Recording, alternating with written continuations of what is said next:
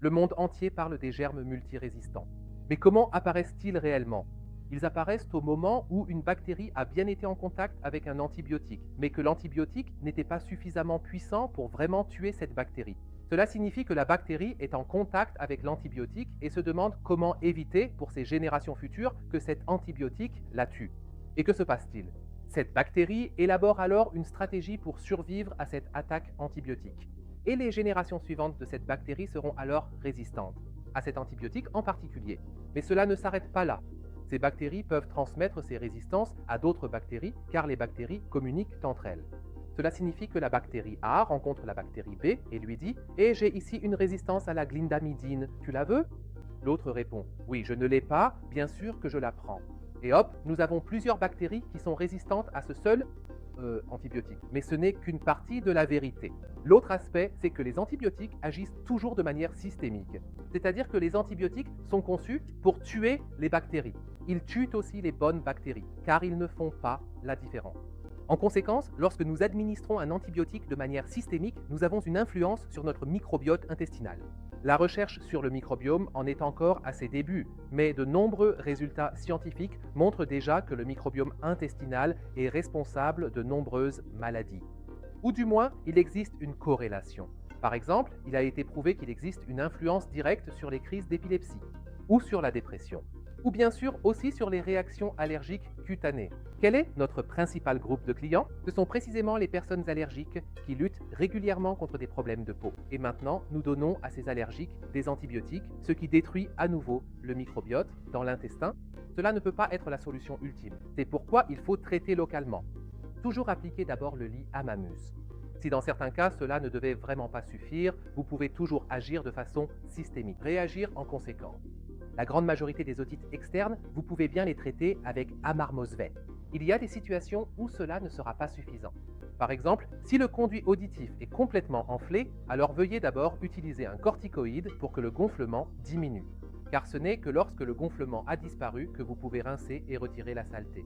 Et n'oubliez jamais que les otites sont extrêmement douloureuses. Il n'est pas mauvais de combiner le traitement avec un antidouleur pour que ce soit plus agréable pour l'animal, car le facteur de stress ne doit pas être sous-estimé, il est un élément important de la guérison. Si vous parvenez à soulager la douleur, vous réduisez le niveau de stress pour l'animal. Et en général, vous obtenez ainsi de meilleurs résultats de guérison.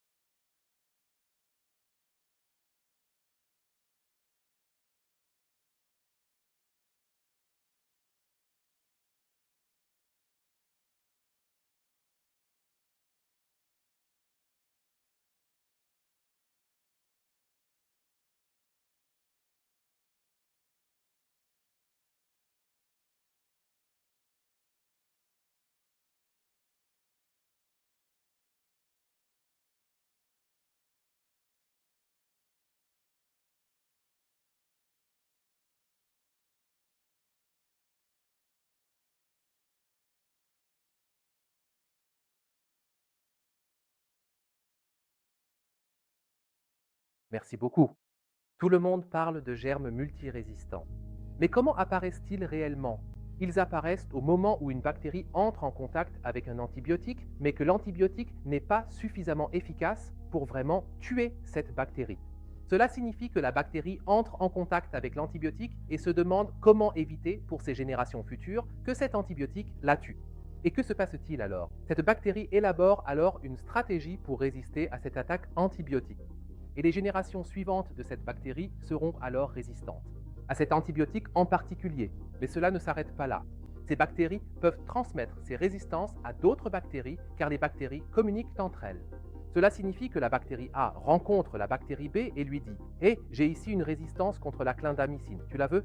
L'autre répond « Oui, je ne l'ai pas, bien sûr que je la prends. » Et hop, nous avons plusieurs bactéries qui sont résistantes à ce même antibiotique. Mais ce n'est qu'une partie de la vérité. L'autre aspect, c'est que les antibiotiques agissent toujours de manière systémique, c'est-à-dire que les antibiotiques sont conçus pour tuer les bactéries. Ils tuent aussi les bonnes bactéries, car ils ne font pas la différence. En conséquence, lorsque nous administrons un antibiotique de manière systémique, nous influençons notre microbiome intestinal. La recherche sur le microbiome en est encore à ses débuts, mais de nombreux résultats scientifiques montrent déjà que le microbiome intestinal est responsable de nombreuses maladies. Ou du moins, il existe une corrélation. Par exemple, il a été prouvé qu'il existe une influence directe sur les crises d'épilepsie, ou sur la dépression, ou bien sûr sur les réactions allergiques cutanées. Qui sont nos principaux patients? Ce sont précisément les personnes allergiques qui luttent régulièrement contre des problèmes de peau. Et maintenant, nous donnons à ces allergiques des antibiotiques, ce qui détruit à nouveau le microbiome dans l'intestin. Cela ne peut pas être la solution ultime. C'est pourquoi il faut traiter localement. Toujours appliquer d'abord le lit à mamousse.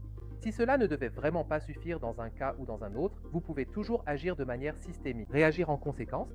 La grande majorité des otites externes, vous pouvez bien les traiter avec Amar Mosvet. Il y a des situations où cela ne sera pas suffisant. Par exemple, si le conduit auditif est complètement enflé, alors veuillez d'abord utiliser un corticoïde pour que le gonflement diminue. Car ce n'est que lorsque le gonflement a disparu que vous pouvez rincer et retirer la saleté. Et n'oubliez jamais que les otites sont extrêmement douloureuses. Il n'est pas mauvais de combiner le traitement avec un antidouleur pour que ce soit plus agréable pour l'animal. Car le facteur de stress n'est pas à sous-estimer, il est un élément important de la guérison. Si vous parvenez à réduire la douleur, vous diminuez aussi le niveau de stress pour l'animal. Et vous obtenez ainsi généralement de meilleurs résultats de guérison.